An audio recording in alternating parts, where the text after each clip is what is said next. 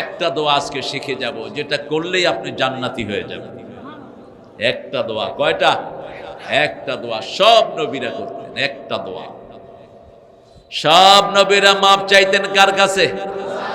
রাসূল সাল্লাল্লাহু আলাইহি ওয়াসাল্লাম কাসরে বসা, সাহাবী গোনা শুরু করলেন। রাসূল কথার ফাঁকে ফাঁকে বলছেন, আস্তাগফিরুল্লাহ ওয়া আতুবু ইলাইহি, আস্তাগফিরুল্লাহ ওয়া আতুবু ইলাইহি। সাহাবী গণলেন, কথার ফাঁকে ফাঁকে ৭৫ বার রাসূল পড়লেন ইস্তিগফার। কয়বার?